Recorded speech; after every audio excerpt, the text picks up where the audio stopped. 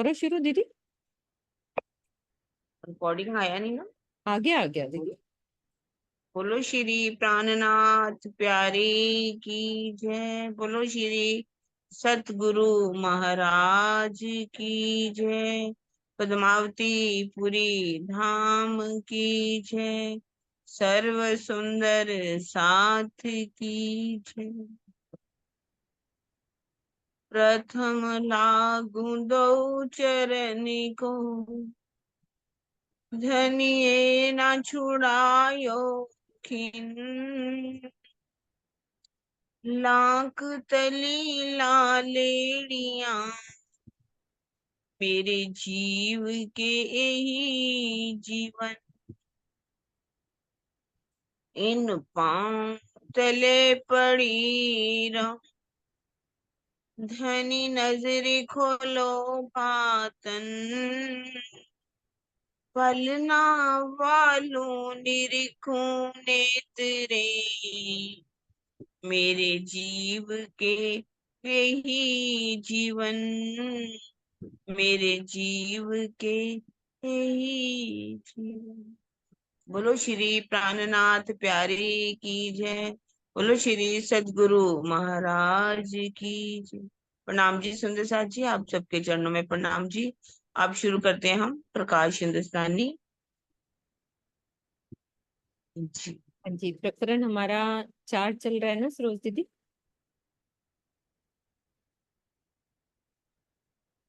प्रकरण 4 चौपाई 17। इन समय होती माया की लहर, तो न आया आत्म को विहर। तब मेरी निध गई मेरे हाथ, श्री धाम तरफ मुख कियो श्री प्राणनाथ। इस समय मैं माया की लहरों में जूझ रही थी, इसीलिए मुझे प्रीतम के वियोग का कष्ट नहीं हुआ। प्रेम और समर्पण के क्षेत्र में मुझसे होने वाली लापरवाहियों का परिणाम ये हुआ कि मेरे प्राण धन, मेरे सर्वस्व मेरी आंखों से ओझल हो गए और परम धाम की ओर प्रस्थान कर गए। तो ये बीतक के उस प्रसंग की बात हो रही है कि श्री इंद्रावती जी का हृदय ही श्री राज्य का धाम है, जिसमें वो सूक्ष्म रूप से विराजमान हो गए।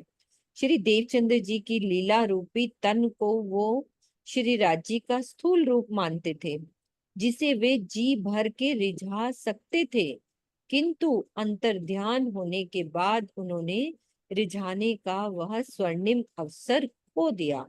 इसी की मार्मिक पीड़ा आगे के प्रकरणों में दर्शाई गई है, क्योंकि प्रकरण ही देवचंद्र जी के अंतर ध्यान का है। ऊपर जो हेडिंग आया था ना, वो यही है। तब हम सो इसारत कही करी, कया धाम आड़े श्री इंद्रावती खड़ी। मैं बैठ ना सकूं वह करे विलाप, तब मोहे बुलाए के कियो मिलाप। अपने धाम गमन से पूर्व सदगुरु धनी श्री देवचंद्र जी ने मुझे बुलाकर भेंट किया।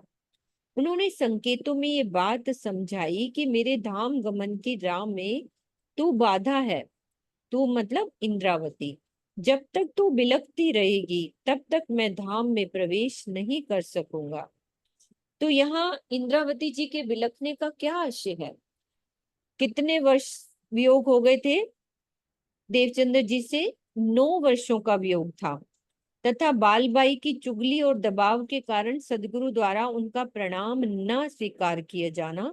तो ये विलखने का आशय कि 9 वर्ष से वो वियोग में थे और चुगली भी कर दी थी उन्होंने, प्रणाम स्वीकार नहीं किया उन्होंने।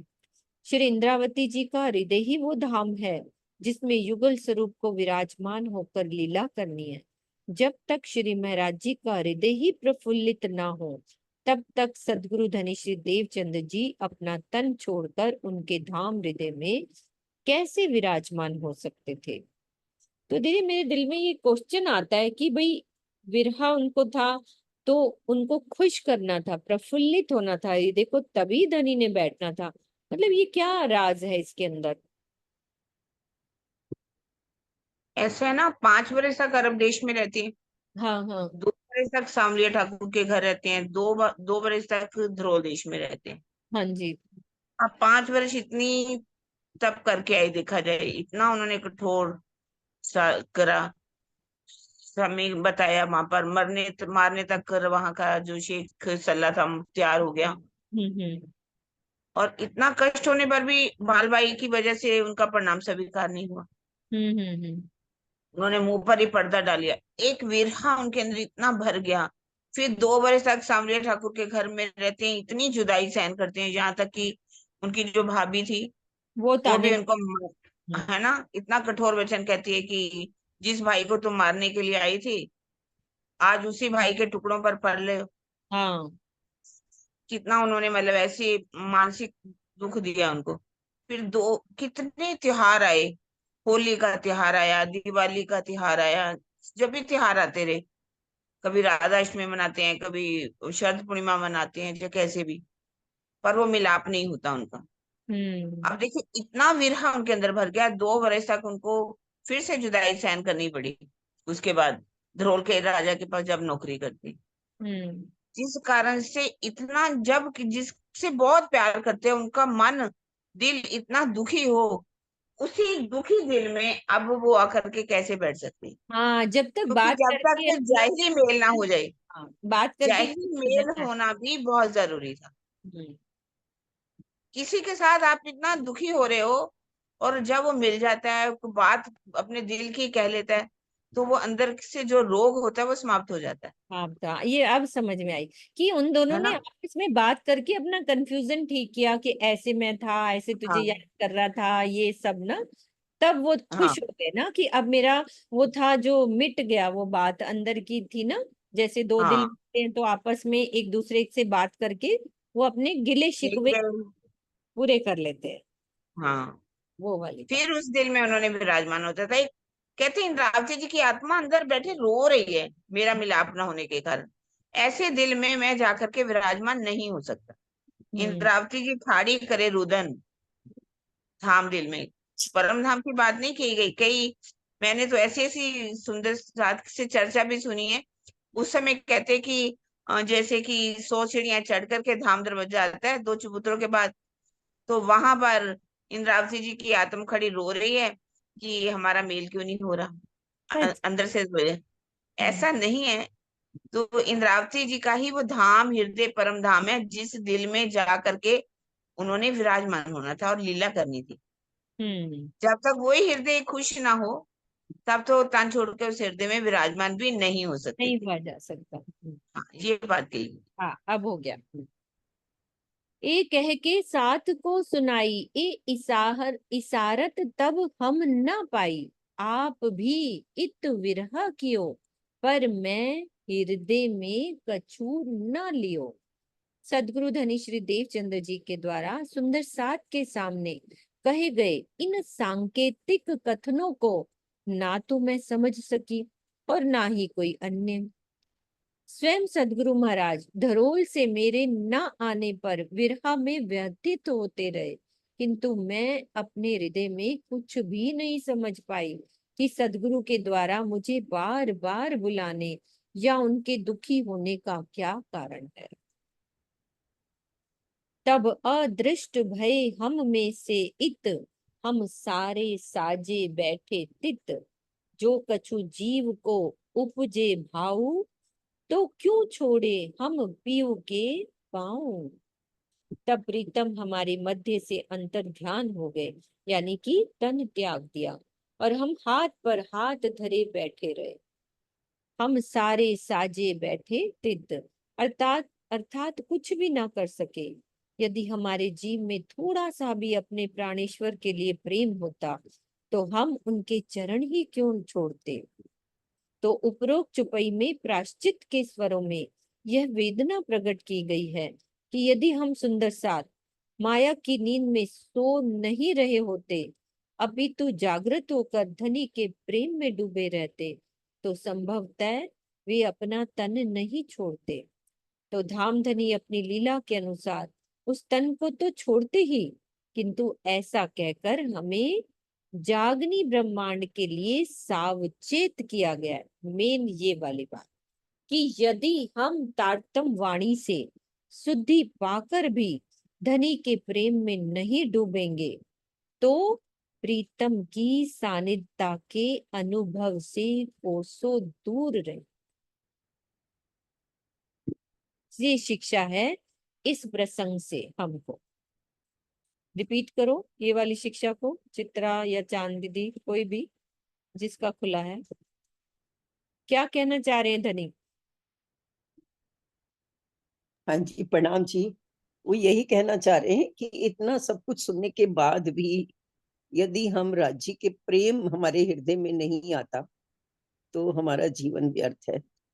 प्रेम, हम यही तो कहते हैं ना, अपन हर समय यही कहते हैं हमारी चितवनी नहीं लगती। स्वामी जी बार बार यही कहते हैं कि प्रेम नहीं है, इश्क आएगा तो चितवनी भी लगेगी। तो वो इश्क ही तो नहीं आता। तो यही कह रहे हैं, जब इतना सब कुछ हम ऊपर हमने पढ़ लिया कि कैसे कैसे इतना वीर्य किया इंद्रावती ने, इतना वीर्य किया, तब उनके अंदर, मतलब वीर्य तभी आता है ना जब प्रेम आता है। प्रेम आएगा तो वीर्य भी होगा। और वीर्य, प्रेम कब आया? जब उन्होंने सांसारिक कष्ट भोगे। तो हमें, मतलब मुझे ऐसा लगता है कि दुनिया के अगर कष्ट आते हैं ना तो वो हमारे लिए अच्छे हैं, बुरे नहीं है। क्योंकि एक सिखापन दिया उन्होंने, एक मतलब शिक्षा दी कि जैसे इंद्रावती जी ने इतने कष्ट भोगे, कितने साल अरब में उनसे अलग रहे, फिर भी प्रणाम स्वीकार नहीं हुआ। तो दोष नहीं दे रहे हैं शिव जी को, मतलब अपने सदगुरु को दोष नहीं दे रहे, अपने दोष निकाल रहे हैं कि मैं, मेरे में कमी होगी। तो बार बार वही तो कहते हैं ना कि मैंने अपना क्यों अपना अभिमान ले लिया कि आप बुलाओगे मैं तभी आऊंगी। मैं वहीं क्यों नहीं बैठ गई कि आप कैसे नहीं बोलोगे, मैं यहीं बैठ जाती। जैसे बाद में वो कहते हैं मुस्लिमों के आगे झुक झुक के उनको सलाम करना पड़ता था, तो उनके मन में आया कि मैं इनके आगे इतना झुक झुक के सलाम कर रहा हूँ, तो मैंने अपने सदगुरु के आगे क्यों नहीं झुक गया। तो इतना वीर्य उनके अंदर आया और उन्होंने इतना तड़पे, तब उनके अंदर युगल स्वरूप की बैठक हुई। तो हमें भी यही शिक्षा लेनी है कि अगर कहते हैं दुख तो हमारो आहार है, दुख आए तो हमें दुखी नहीं होना है, बल्कि सोचना कि ये राज्य का उपहार है। तो प्रीतम की सानिध्यता के अनुभव से कोसों दूर रहेंगे। इस शब्द में बहुत वो है कि हम शुद्धि पाकर भी प्रेम में नहीं डूबे। जी के पास होने का जो अनुभव है ना, अनुभव, खाली अनुभव कह रहे हैं, उससे भी हम कोसों दूर हो जाएंगे। सो तो सब में देखिया दृष्ट, पर बैठा जीव होए कोई दुष्ट। ना तो क्यों सहिए धनी को बिछोह, जो जीव कछु जागृत होए। प्रीतम की अंतर ध्यान लीला का वह दृश्य मैंने अपनी आंखों से प्रत्यक्ष देखा, किंतु ये मेरा निष्ठुर जीव दुष्टता की उस अवस्था को प्राप्त कर चुका था जो उस वियोग को सहन कर लिया।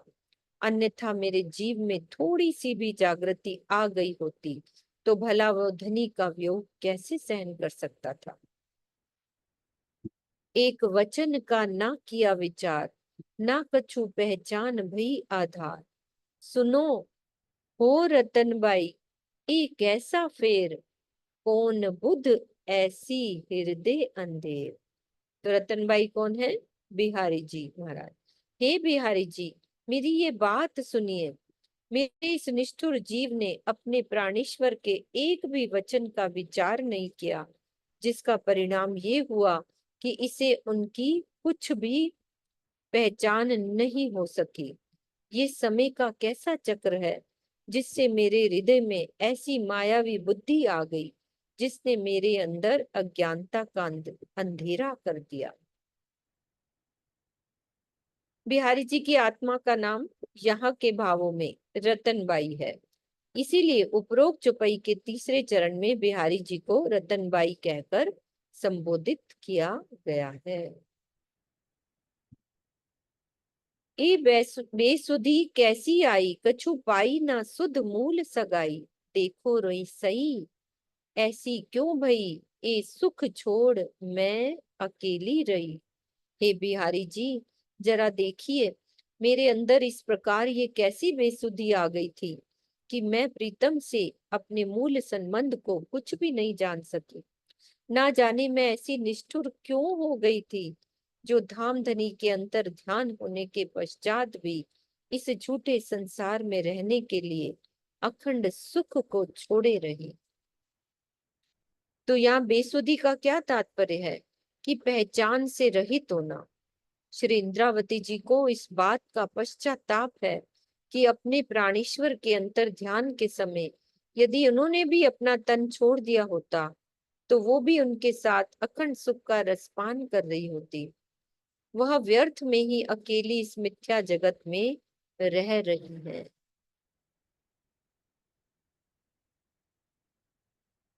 ये दुख की बातें हैं जो घनी, पर रहो जीव कछु अज्ञा धनी। इन समय जो निध ना जाए तो क्यों आवेश स्वरूप सहे अंतराय।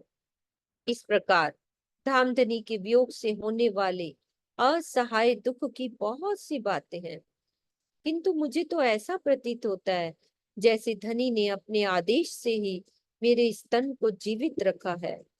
एकमात्र प्राणेश्वर अक्षरातीत ही मेरी आत्मा के अखंड धन है। वे अपने आवेश स्वरूप से जिस तन में विराजमान थे, यदि वे उस तन से ओझल नहीं होते तो मुझे इस प्रकार विरह का कष्ट क्यों देखना पड़ता। फिर क्या कह रही इंद्रावती जी? फिट फिट रे भूंडी तू बुध, ते क्यों ना करी अखंड घर सुध। महादुष्ट तू अभागनी, ना सुध दई जीव को जाते धनी। मेरी पापनी बुद्धि, तू तो महादुष्ट है, भाग्यहीना है। तुझे धिक्कार है। ना तो तूने मेरे परम धाम की पहचान की और ना ही मेरे प्रीतम के अंतर ध्यान होने के समय मुझे उनकी स्पष्ट सुद्धि दी, जिससे मैं भी उनके साथ तन को छोड़ देती। ये बातें तय क्यों कर सही के या समय घर छोड़ के गई, के तू विकल भई पापनी, बिना खबर निध गई आपनी। हे पापनी बुद्धि, मुझे इस बात का अत्यधिक आश्चर्य हो रहा है कि तूने इस बातों को कैसे सहन कर लिया। या कहीं ऐसा तो नहीं कि ऐसे विकट समय में तू मेरे अंदर थी ही नहीं। मुझे तो ऐसा प्रतीत हो रहा है कि कहीं तू अत्यधिक व्याकुलता से इतनी विचलित तो नहीं हो गई थी कि तू उनकी पहचान करके मुझे सूचित ही नहीं कर सकी, जिसके कारण मेरे प्राण वल्लभ मुझे छोड़कर चले गए।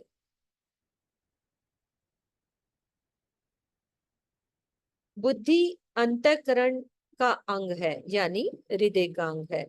घर छोड़कर चले जाना एक मुहावरा है जिसका आशय होता है अस्तित्व विहीन होना या हृदय से हट जाना।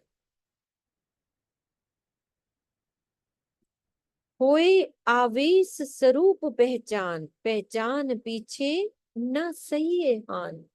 तिन कारण जो यो न होए, तो प्रगट लीला क्यों करे कोई। यदि मुझे श्री देवचंद्र जी के तन में विराजमान श्री राज्य के आवेश स्वरूप की पहचान हो गई होती तो उनके वियोग रूपी हानि को मैं सहन नहीं कर पाती। किंतु यदि ऐसा नहीं होता तो प्रीतम अक्षरातीत मेरे धाम हृदय में आवेश स्वरूप से प्रकट होकर लीला ही क्यों करते। दोनों बातें कह रहे।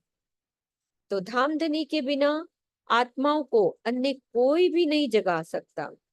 यही कारण है कि श्री देवचंद्र जी के तन को छोड़कर श्री राज्य को श्री महाराज जी के तन में विराजमान होना ही पड़ा, जिससे जागनी का कार्य विस्तृत हुआ। उपरोक्त चौपाई के चौथे चरण में कोई शब्द का संकेत धामधनी के लिए है।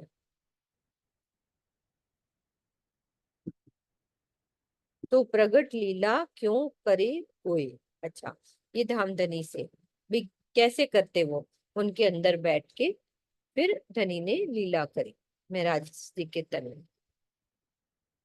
अब तो को कहाँ देऊ रे गाल, तू भूली अवसर अपनो इन हाल। फिट फिट रे भूंडे तू मन, ते अधर्म कियो अति घन। अब क्या कह रही है वो, हे बुद्धि अब मैं तुझे क्या गाली दूं, मेरी इस असहाय अवस्था में मुझे सावचेत करने का अवसर तूने खो दिया। हे पापी मन, तुझे तो बारंबार धिक्कार है, तूने तो अत्यधिक अधर्म किया है। जीव बराबर बैठा होए, क्यों बैठा तू, ए निध खोए, एती बड़ाई तुझ पर भई, तुझ देखते ए निध गई। तुम्हारी महिमा तो जीव के बराबर कही जाती है, प्रीतम का वियोग होने पर भी तो इस प्रकार से शांत भाव से क्यों बैठा है। संसार में तुम्हारी इतनी महिमा कही जाती है, फिर भी तुम्हारी उपस्थिति में मेरे प्राणेश्वर मुझे छोड़कर चले गए। कितना विरह क्या। यद्यपि मन को जीव के अंतःकरण का ही एक अंग कहा जाता है, किंतु अपने अनंत वेग एवं इंद्रियों का राजा होने से इसे जीव के समान सामर्थ्यशाली माना जाता है। इसकी शक्ति का अनुमान इसी से लगाया जा सकता है कि बिना इसके संकल्प के इंद्रियों के द्वारा कोई भी कार्य नहीं हो सकता। यहाँ मन की बात हो रही है, इसके जो बोला है ना, मन के संकल्प के इंद्रियों के द्वारा कोई भी कार्य नहीं हो सकता, तो ये मन का है। इंद्रियों का राजा कौन है? मन ही है ना। तो जीव के समान सामर्थ्यशाली माना जाता है ये मन। तैना दई जीव को खबर, नेठ झूठा सो झूठा आखिर। एक क्रोध है बड़ा समृद्ध, पर आया ना मेरे समय अरथ। रे मन, तूने उचित समय पर मेरे जीव को सूचित नहीं किया कि प्रीतम धाम जाने वाले हैं। अंतोतगत्वा, तू तो झूठों में भी सबसे झूठा निकला। मैं इस क्रोध का क्या कहूं, यद्यपि ये बहुत अधिक शक्तिशाली है, फिर भी मेरे लक्ष्य में उपयोगी नहीं हो सका। अतृप्त इच्छा, मानसिक विकार या नकारात्मक चिंतन के कारण किया जाने वाला क्रोध प्रत्येक दृष्टि से हानिकारक है, किंतु किसी महान लक्ष्य को प्राप्ति करने के लिए सकारात्मक दिशा में किया गया क्रोध अति उपयोगी होता है, क्योंकि उस समय व्यक्ति अपनी संपूर्ण शारीरिक और मानसिक शक्ति को लक्ष्य के प्रति केंद्रित कर देता है।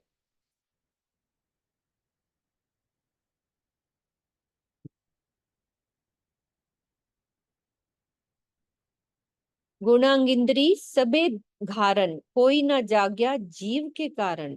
इन सूरमो किन्हू न खोल्या द्वार, जीव बैठा पकड़ आकार। मेरे अंतःकरण, इंद्रियां एवं तीनों गुणों, तुम सभी माया की गहरी नींद में सोते ही रहे। जीव को लाभ पहुंचाने की दृष्टि से कोई भी जागृत नहीं हुआ। यद्यपि ये सभी बहुत बड़े वीर कहलाते हैं, किंतु इन्होंने जीव के अखंड सुख का द्वार नहीं खोला। परिणाम क्या हुआ?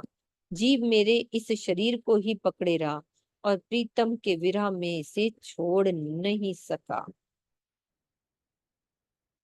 तो उपरोक्त चौपाई के चौथे चरण से ये स्पष्ट होता है कि श्री इंद्रावती जी की भावना ऐसी है कि यदि मैं अपने प्राणेश्वर के साथ ही ये तन छोड़ देती, तो मैं भी उनके साथ अखंड सुख का रसपान करती।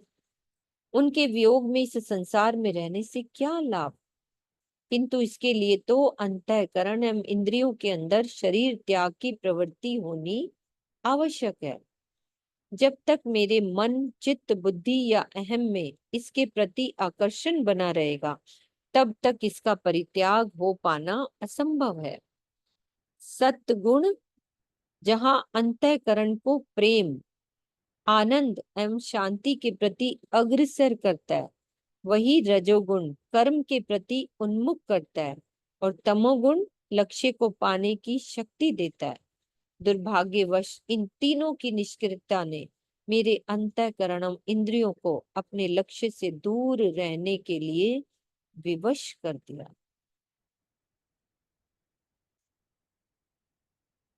क्लियर है ना चांद दीदी? यहाँ थोड़ी बात हमारी समझने लायक है ये वाली।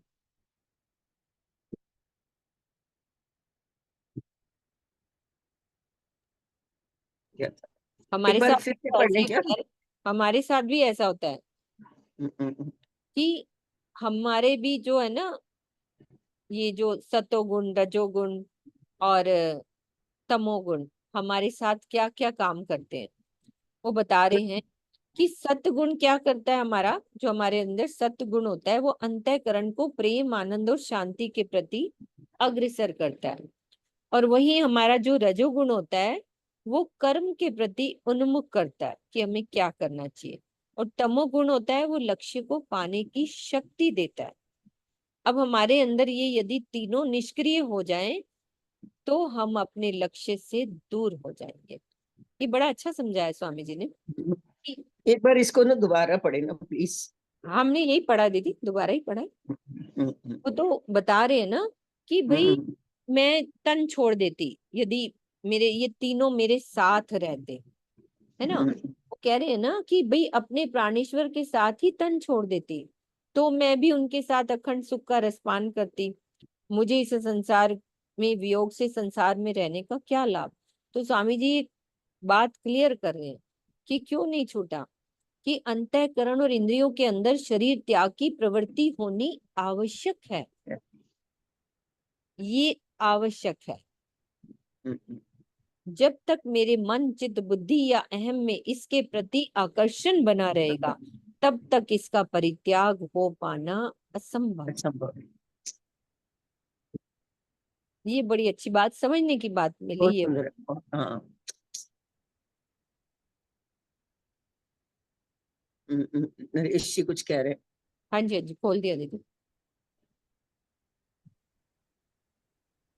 इसका बड़े प्रणाम जी सुंदर साहब जी।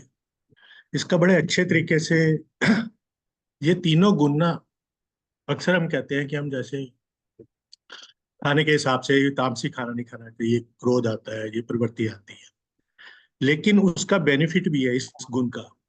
अगर आप याद करो तो ब्रिज में जब रास हम छोड़ के गए ब्रिज, तो सबसे पहले तामसी सखियां गए। अब आप इसमें अर्थ में पढ़ो कि तमोगुण का जो लक्ष्य होता है वो पाने की शक्ति देता है, और तमोगुण वाली ही सखियां सबसे ज्यादा वहां पे खड़ी रही, उन्होंने ही धनी से बात करी। तमोगुण का एक्चुअल मीनिंग ये होता है भाई, होता है कि किसी चीज में भी तीव्रता, उनके प्रेम में इतनी तीव्रता थी कि वो सबसे पहले छोड़ के गई। और राशि प्रवृत्ति वाली सखियां श्रृंगार में लग गई, उतना तेजी नहीं थी उनमें, उनको लगा पहले हम श्रृंगार कर लें, धनी से मिलना है। और रजोगुण वाली क्या हुआ, वो सोचने में रह गई। तो इस तरह से उस जगह पे देखो, तामसिक गुण वाली सखियां सबसे आगे रही। नंबर 2, वहां पे भी जब हम रास पहुंचे, उथले वचन जब धनी ने कहने शुरू किए, तो रजोगुण वाली और सत्वगुण वाली बेहोश होने लगी, मूर्छित होने लगी, बल नहीं था, और तामसी सखियों ने सबसे ज्यादा जवाब दिया। तीसरी बात, जब हम राज छोड़ के वापस परम धाम गए, ये कलश हिंदुस्तानी में छपी है शायद, या सनद में है, कलश हिंदुस्तान, कि जो हम वापस आए हैं ना इस तीसरे प्रमाण में, तो तामसी सखियों की इस समय आदि सखियां है ना, जो 12,000 में से, वो तामसी प्रवृत्ति की सखी है। उन्होंने ही धनी से कहा, ये वाणी में छुपाई है, कि हमारी अभी इच्छा पूरी नहीं हुई। ये खेल जो तीसरा बना हमारा, ये वाला जागने का खेल जो हम आए हैं, ये उन्हीं की वजह से। कहने का मतलब ये है कि ये जो तीनों गुण का समावेश, या तीनों गुण की एक अलग अलग जगह पर अलग फायदा है। अगर हम खाना, तामसिक खाना खाते हैं तो इसका रिवर्स वो है, लेकिन हमें किसी अपने धनी के प्रति प्रेम में जाना है तो तामसिक वृत्ति होनी चाहिए हमें, कि उसमें हमारी तेजी होनी चाहिए। प्रणाम जी। प्रणाम जी। धिक धिक रे भूंडा जीव अजान, तेरी सगाई होती निर्वाण, रे मूरख तो को कहा भयो, धनी जाते कछु पीछे न रहो। हे पापी जीव, तुझे धिक्कार है, धिक्कार है, धिक धिक धिक्कार है जो अब तक अपने कर्तव्य के प्रति अनजान बना रहा। हर चुपाई हम सोचे हमारे लिए है, वो समय वो अपनी बात कर रहे हैं, पर हमें भी ये बात ध्यान रखनी है। तेरा संबंध तो निश्चित रूप से अक्षरातीत के चरण कमलों से हो गया है, किंतु तूने उस संबंध की भी लाज नहीं रखी। रे मूर्ख, तुझे क्या हो गया था कि तू मेरे प्राणेश्वर के धाम गमन के समय विरह में थोड़ा भी तड़प नहीं सका। अब तो मेरे लिए इस संसार में कुछ बचा ही नहीं है। आत्मा जिस जीव को अधिष्ठान बनाकर इस खेल को देख रही है, तारतम्य ज्ञान के प्रकाश में उस जीव का संबंध भी आत्मा के कारण धनी के चरणों से जुड़ जाता है। इसे ही जीव की अक्षरातीत से सगाई होना कहा जाता है। एति अग्नि ते क्यों कर सही, अनेक विध तो को धनिय कही। निपट जीव तू हुआ निठोर, झूठी प्रीत ना सकिया तोर।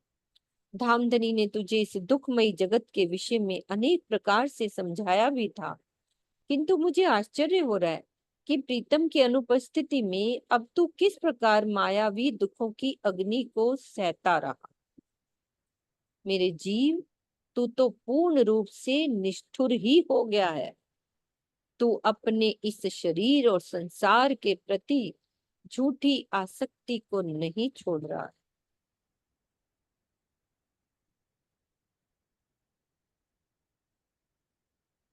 ऐसा अबूझ अकर्मी हुआ इन बेर, कछु ना विचार्या न छोड़ी अंधेर।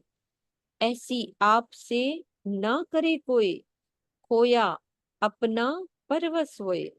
तू तो इस समय इतना ना समझ और अकर्मण्य हो गया है कि तुम्हारे अंदर माया को छोड़ने के संबंध में विचार की भी शक्ति नहीं रह गई। इस प्रकार की नादानी को कोई भी नहीं करता कि माया के वश में होकर अपने सर्वस्व, अपने जीवनाधार को ही खो दे, उनका विरह देखने के लिए विवश हो जाए, उनका विरह देखने के लिए विवश हो जाए। ऐसा होए खांगड़ू जुदा पड़या, इति अग्निये अजू न चूड़या। 5 बरस का होए जो बाल, सो भी कछुक करे संभाल। हे मेरे जीव, तू तो ना गलने वाले मूंग के दाने के समान ऐसा पत्थर हृदय वाला हो गया है कि धामधनी के अंतर ध्यान के पश्चात भी जरा सा भी नहीं पिघला, जबकि तुझे वियोग की भयंकर अग्नि का सामना करना पड़ा है। 5 वर्ष का बालक भी अपनी संभाल रखता है, किंतु तू तो उसमें भी गया गुजरा, बेकार निम्न स्तर वाला है। इतना इतना कुछ कह दिया। ये सब चित्र ऐसे नहीं लगता हमारी स्थिति ऐसी ही चल रही है। हम अपनी बात को बार बार ये अपने जीव को धिक्कारें, अपनी बुद्धि को धिक्कारें, है ना। उनका काय का धिक्कार, उन्होंने तो बहुत कुछ किया। हाँ, वही महसूस करने की बात है ना। उनका स्तर इस समय ऐसा है कि वो एक एक चीज को धिक्कार रही हैं, अपने जीव को, जबकि इतना समर्पण, इतना उसके बावजूद भी मतलब ये सब वो कह रहे हैं। सिर्फ और सिर्फ उनको पता है कि ये जितने सुंदर साथ हैं पीछे के, इनको जगने में टाइम लगेगा।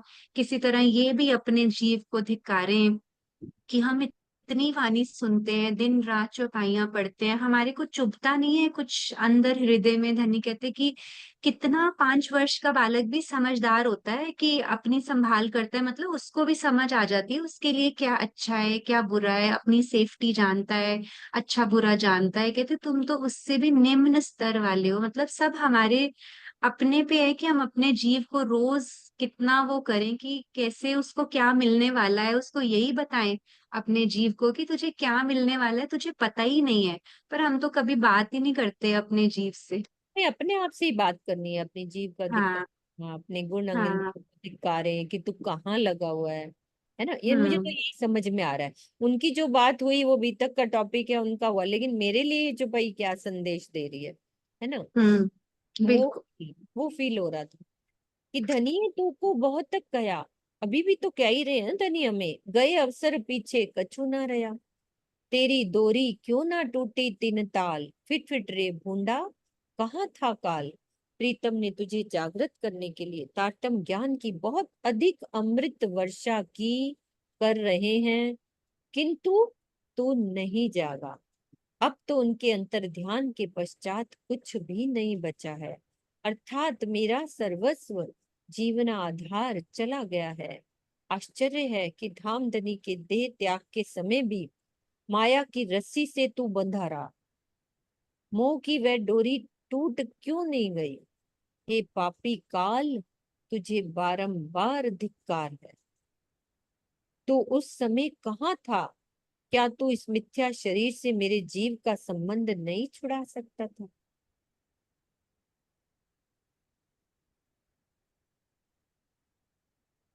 तू तो कहर बड़ा हुआ जुलम, जान्या विरहा क्यों सहे कसम। सो मैं अपनी नजरों देखिया, धर्म हमारा कछु न रया। इस प्रकार मेरी आत्मा के ऊपर माया का ये अति दुखमयी अत्याचार हुआ। प्रीतम के स्वरूप की पहचान हो जाने के पश्चात तो विरह का कष्ट सहन करना संभव ही नहीं है। ये सारा दृश्य तो मैंने अपनी आंखों से साक्षात देखा है।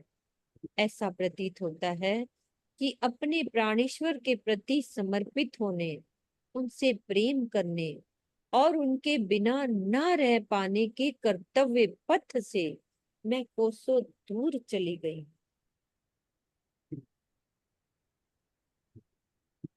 कहर और जुलम अरबी भाषा के शब्द है, जिसका तात्पर्य संकट और अत्याचार होता है। उपरोक्त चौपाई के चौथे चरण में धर्म शब्द का तात्पर्य सांसारिक धर्म से नहीं है, बल्कि एक आत्मा का अपने प्राण वल्लभ अक्षरातीत के प्रति कर्तव्य भावना का पालन करना ही हमारा धर्म है। तो हमारा धर्म ये है। प्रकरण 5 चौपाई 88। प्रकरण 6 शुरू हो रहा है विलाप। अब वही विलाप है अंतर ध्यान में, अंतर ध्यान का राग राम श्री। अपने प्राणेश्वर के अंतर ध्यान के पश्चात श्री इंद्रावती जी किस प्रकार विरह में तड़पती हैं, उसका बहुत ही हृदय स्पर्शी वर्णन इस प्रकरण में दर्शाया गया। ओही ओही करती फिरूं और करूं हाय हाय रे, पियू जी बिछोहा क्यों सहूं, जीवरा टूक टूक होए ना जाए रे। श्री इंद्रावती जी की आत्मा कहती हैं कि मेरे प्राणेश्वर, आपके वियोग में मैं ओही ओही और हाय हाय के करुण भावों में विलाप कर रही हूँ। मैं आपका वियोग किस प्रकार सहन करूं? मेरा ये जीव टुकड़े टुकड़े क्यों नहीं हो जा रहा? तो कौन किसके लिए विरह कर रहा है? इसमें अनेक प्रकार की भ्रांतियां फैल गई हैं। किसी का कथन श्री प्राणनाथ जी अपने सदगुरु धनी श्री देवचंद्र जी के लिए विरह कर रहे हैं, तो कोई ये मानता है कि महाराज जी ही ये विरह कर रहे हैं। तो महामती श्री प्राणनाथ जी के द्वारा विरह किया जाना कहना तो बहुत ही भ्रामक है। इस प्रकार की भ्रांति श्री प्राणनाथ जी के स्वरूप को यथार्थ रूप से न जानने के कारण ही होती है। प्राणनाथ का तात्पर्य होता है आत्मा के जीवन का आधार, प्रीतम पर ब्रह्म। जब अक्षरातीत का आवेश स्वरूप श्री देवचंद्र जी के धाम हृदय में विराजमान होकर लीला कर रहा था, उस समय उन्हें ही प्राणनाथ कहा गया। तो तब श्री मुख वचन कहे प्राणनाथ, ढूंढ काढ़्यो अपनो साथ का कथन प्रकाश हिंदुस्तानी प्रगटवाणी की चौपाई का है। इसमें सदगुरु धनी श्री देवचंद्र जी और गांगजी भाई की वार्ता का प्रसंग है। आवेश से रहित शरीर को प्राणनाथ कहना बहुत ही बड़ी भूल है। अक्षरातीत श्री राज्य ही प्राणनाथ हैं। उनका आवेश जब तक देवचंद्र जी के तन में रहा, तब तक वो प्राणनाथ कराए, और उस तन से ओझल होने के पश्चात वो आवेश कहाँ चला गया? श्री महाराज जी के अंदर। तो उनको भी प्राणनाथ कहा जाने लगा। किंतु ये कहा जाना कि श्री प्राणनाथ जी अपने सदगुरु के लिए विरह करते हैं, बहुत ही हास्यप्रद है। प्राणनाथ तो महामती जी के भी प्रीतम है। श्री महामत केले अपने लाल सो, जो अक्षरातीत कहो। इस चौपाई का खुलासा कर दो कोई भी सुंदर सा। नीरू दीदी, आप भी बोलो ना।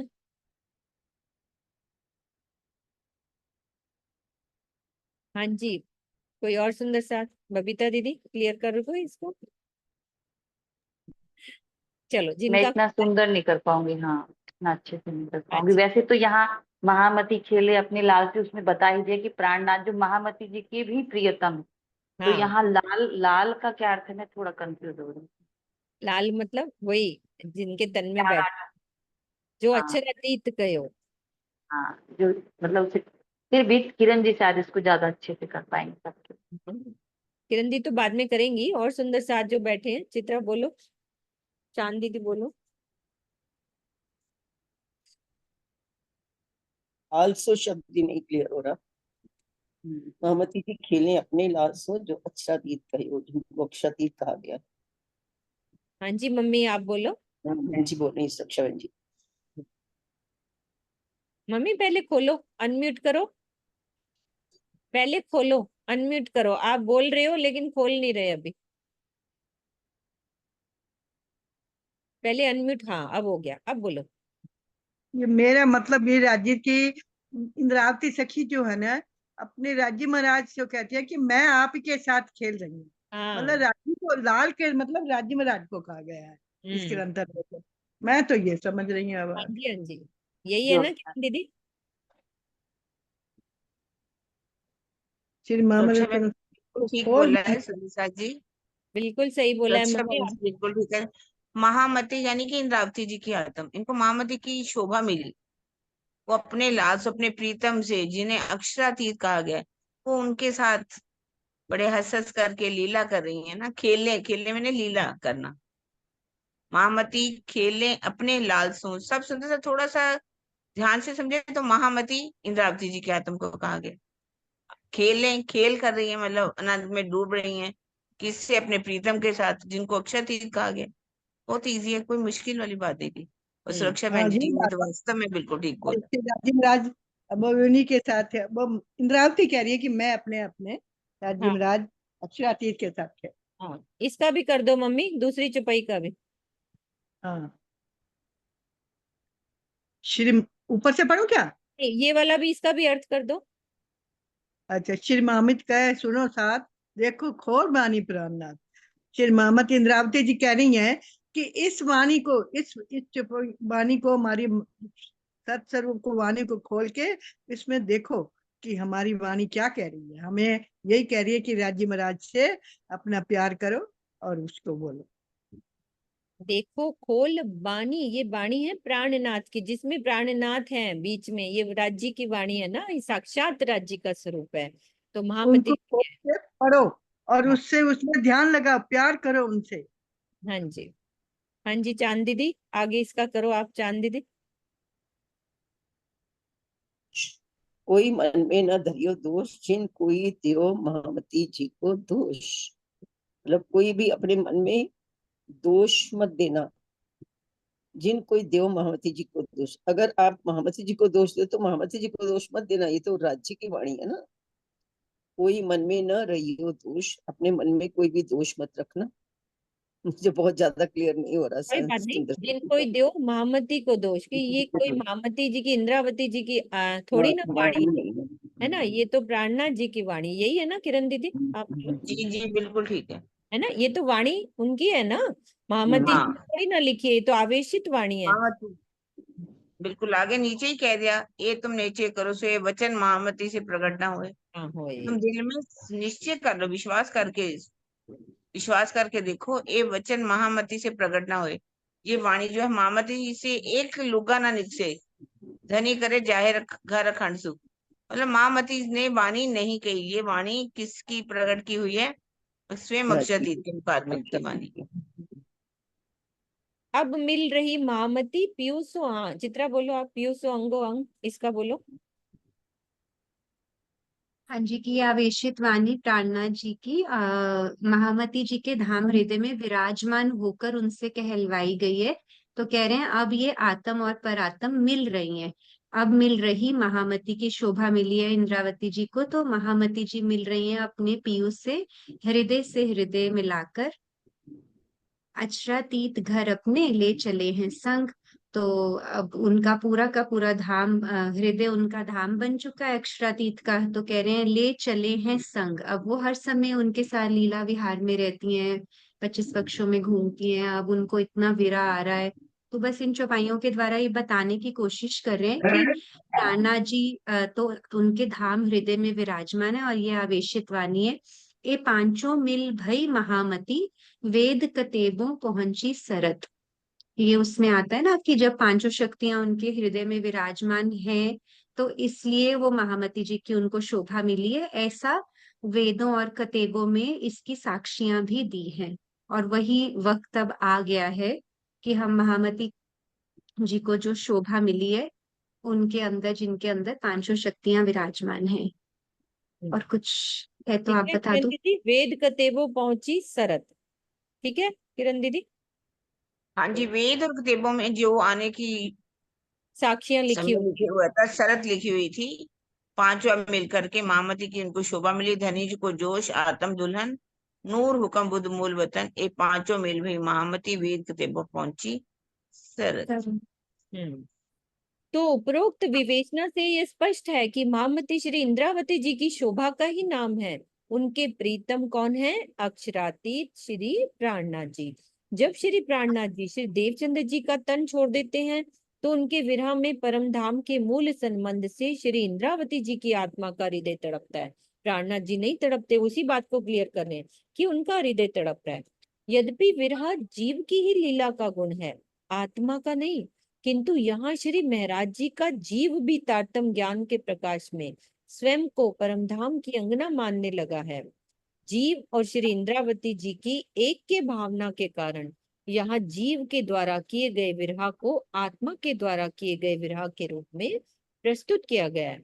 किंतु आत्मिक भावों की अधिकता के कारण आत्मा के द्वारा जीव को बारंबार फटकारा भी जा रहा है, क्योंकि आत्मिक भाव जब अधिक हो जाए तो फिर जीव को बार बार फटकारा भी जाता है।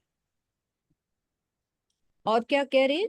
फिट फिट रे भूंडा तू सबद, क्यों आई मुख बान रे, वाओ ना लगी तिन दिस की, निकस ना गए क्यों प्राण रे। मेरे मुख से उस प्रकार का उच्चारण कैसे हो गया कि मेरे प्राणेश्वर अब धाम चले गए हैं। ऐसी अशोभनीय बात कहने वाले पापी शब्दों, तुम्हें धिक्कार है। मेरे प्राणों, तुम इस शरीर को छोड़कर चले क्यों नहीं गए? तुम्हें तो प्रीतम के धाम चलने की जरा भी भनक ना लग सकी। तो इसमें हवा ना लगना एक मुहावरा है, जिसका अर्थ होता है जानकारी ना होना। इसी प्रकार दिस शब्द का आशय दिशा से नहीं, अपितु प्रसंग या बात से है। इसमें कहा गया ना दिस, वाव ना लगी तिन दिस की, मतलब उस समय उस बात की हवा नहीं लगने दी ना, वाव ना लगी, हवा ना लगना, कि उस दिशा से, उस दिशा का पता ही नहीं चला। उस प्रसंग या बात से है, दिशा से नहीं, उस प्रसंग से है कि हमें उस बात का पता ही नहीं चला। ये वाली बात। तूरे जुबां ऐसी क्यों वली, कहते ए वचन रे, खींच निकालूं तो को मूल थे, जहां से तू उत्पन्न रे। मेरी जिह्वा इस प्रकार के कटु वचनों को कहने में तू कैसे सफल हो गई? मेरे मन में तो यही इच्छा हो रही है कि तुझे जड़ मूल से ही उखाड़ डाल। जिब्या को कह रहे कि तूने बोला ही कैसे। जिब्या का उद्गम कंठ से होता है। यद्यपि जिब्या को खींचने या उखाड़ने का कथन भावात्मक है, क्योंकि जिब्या शरीर का अभिन्न अंग होने से उसके साथ ही उत्पन्न होती है। ये बाल या नाखून की तरह विशेष वृद्धि के साथ नहीं बढ़ती। वो स्वामी जी ने क्लियर कर दिया कि उसका भाव है वो। एरे प्यूजी सिधावते, वाचा क्यों रही तू अंग, उजड़ ना पड़े दंतड़े, धन घाय घन घाय मुख भंग रे। मेरे प्राणेश्वर, आप मुझे अकेले छोड़कर चले गए। ऐसी स्थिति में मेरी ये नादान जिब्या अभी भी मेरे शरीर का अंग क्यों बनी हुई है? टुकड़े टुकड़े करने वाला वियोग रूपी दुख का ये भयंकर हथौड़ा मेरे मुख पर पड़ा, फिर भी आश्चर्य है कि मेरे दांत मेरे मुख से निकले क्यों नहीं।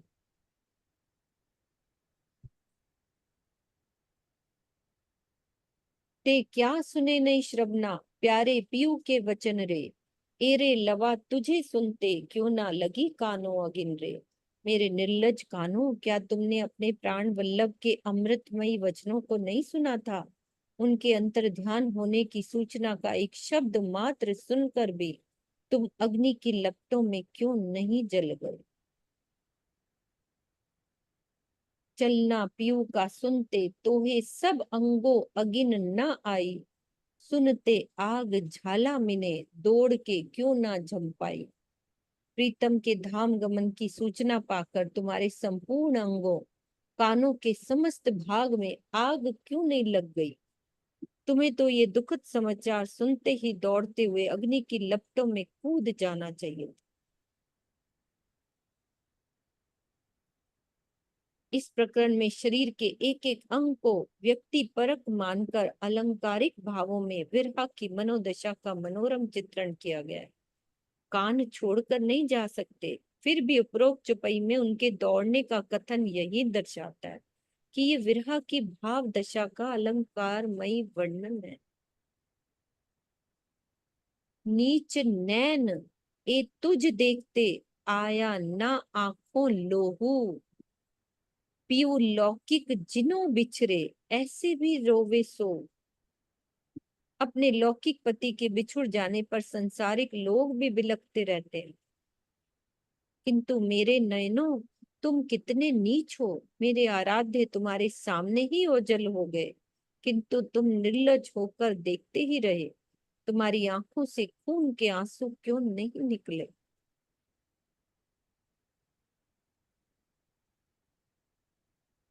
रोवे लहू आंखों आंजू चले, सो कहा भयो रोवन हारे। देखत ही पियू चलना निकस न पड़े तारे रे। मेरे प्राण वल्लभ के अंतर ध्यान होने के बाद खून के आंसू बहाने वाले मेरे नेत्रों, इससे क्या होना है। तुम्हें तो प्रीतम का धाम चलना देखकर अपनी पुतलियों में स्थित तारों को निकाल कर फेंक देना चाहिए।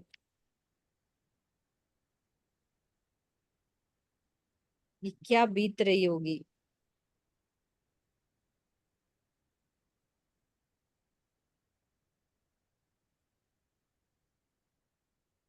आंखों के मध्य एक गोलाकृति होती है जिसे पुतली कहते हैं। पुतली के मध्य एक छोटी सी गोलाकृति होती है, उसे तारा कहते हैं। इसके बिना किसी भी वस्तु को देख पाना संभव नहीं होता। तो वो क्या कह रहे हैं कि मेरे प्राण वल्लभ अंतर ध्यान होने के पश्चात खून के आंसू बहाने वाले मेरे नेत्रों, इससे क्या होना है। मतलब आंसू बहाने से क्या होना है। तुम्हें तो प्रीतम का धाम चलना देखकर अपनी पुतलियों में स्थित तारों को निकाल कर फेंक देना चाहिए। क्यों ना आई बास नासिका पहचान के प्रेमल। पीयू संग जीवरा ना चलिया अंदर लेता था सुगंध सकल। मेरे निष्ठुर नासिका, तूने तो ये पहचान कर ली थी कि श्री देवचंद्र जी के अंदर प्रेम का सागर लिए हुए मेरे प्राणाधार बसते हैं, किंतु उनके चले जाने के संबंध में तुझे पता क्यों नहीं चला। प्रीतम की संपूर्ण प्रेममयी सुगंधि का रसपान करने वाला मेरा यह जीव इतना स्वार्थी और कठोर निकला कि उनके ओझल होने के बाद भी इस शरीर को छोड़कर उनके साथ नहीं जा सका। यहीं पे चौपाई दोहराते हैं सुंदर साथ जी। फिर दो शब्द बबीता दीदी से सुन लेंगे कोई विरहा के। क्यों ना आई बास नासिका पहचान के प्रेमल। पियू संग जीवरा ना चलिया अंदर लेता था सुगंध सकल। अंदर लेता था सुगंध सकल। बोलो श्री प्राणनाथ प्यारे की जय। सतगुरु महाराज की जय।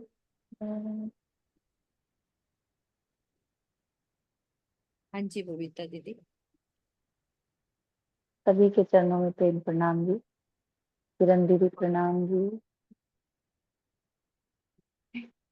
अभी ऐसा लग रहा है अभी तो हम आश्रम में सब लोग एक साथ थे, अभी एक पर्दे के उस तरफ, एक पर्दे के इस तरफ। अच्छा सा नहीं लग रहा। आज मैं वो ही सुनाऊंगी आप लोगों को। 2 लाइन सुननी है। सीमा खुराना जी बैठी गाल पे हाथ रख के। कि देवचंद्र जी जब क्योंकि इंद्रावती सखी का इसमें वीरा का है, तो वीरा का मुझे बस एक ही याद आता है बार बार, और मैं आपको हमेशा वही सुनाती हूँ कि जब इंद्रावती सखी विरह में है और वो कह रही है कि काश मुझे पता होता कि ये सब होने वाला है, मेरा इतना बिछोह होने वाला है। जैसे वो अपने हर अंग को बार बार कोस रही हैं, एक तरीके से धिक धिक कर रही हैं कि ऐसा क्यों नहीं हो गया, तुझे ये सूझ नहीं रहा था क्या। तो वही बात ये कह रही हैं कि मैं जो जानती बिछड़ते हैं सैया, घुंघटा में आग लगा देती। मैं जो जानती बिछड़ते हैं सैया, घुंघटा में आग लगा देती। मैं तो वारती तन मन को उनके चरणों में शीश नवा देती। मैं जो जानती बिछड़ते हैं सैया, मेरे हार श्रृंगार की रात गई, मेरे हार श्रृंगार की रात गई। संग तेरे उमंग